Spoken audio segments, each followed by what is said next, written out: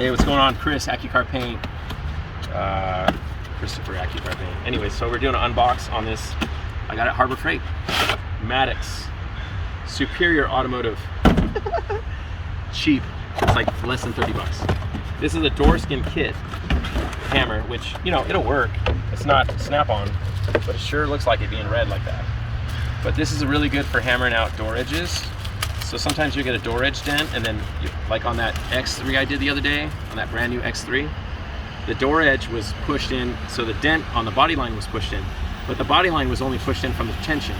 So I took this, let's walk over here. I took this and I hammered out the edge of the door, which I didn't take a video of, and I hammered out the edge of the door to straighten it out, right? And then the tension from the body line released and it came right out to almost perfect. The same thing here. See how this is in? First, we need to adjust the hinges a little bit. What we can do, we can use a door edge hammer because it's so thin on one of these, and you can tap it on this side. It'd be easier to take off the door, pull the door off and do it off the door. But then once you get it close, the fender might be a little bit out, could be a little bit out, but once you get it close, what you do is you put filler along here. You tape the jamb, you put filler along here, body filler, and then you block it out across the jamb. That way this will be perfectly straight. Once you get the hinge adjust, once you get this low pushed out, once you get this high pushed in, then you fill it and then you block it out just like I was showing you in that. You block it out with 80 grit and guide coat, and that way this will be perfectly even. That's the tricks, like guys like, you can watch guys videos from like Foos and those guys online, or just other body shops, and they'll show you videos on how to do that. Eventually I'll make one. And that's how you get your panels to be perfectly flush together. The door edge hammer and adjusting the hinges, but you can do the same thing here on this section. Over here on just check this out.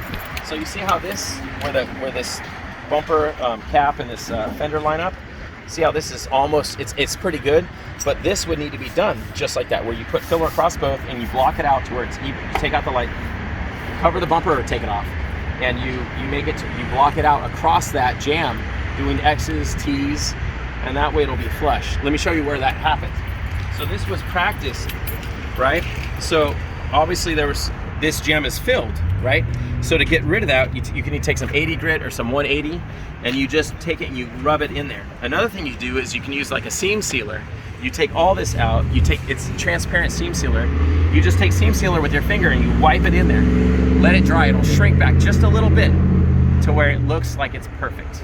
And then you paint over it, and you don't have to do all that shaping, because the seam sealer will make it. That's what I did on the Volkswagen, on those pants, and all the little joints were perfect, and the paint is even across it, but it's not so permanent that it will crack like a body filler will. You want to have gaps where you need gaps, otherwise the paint will crack later and then you get rust.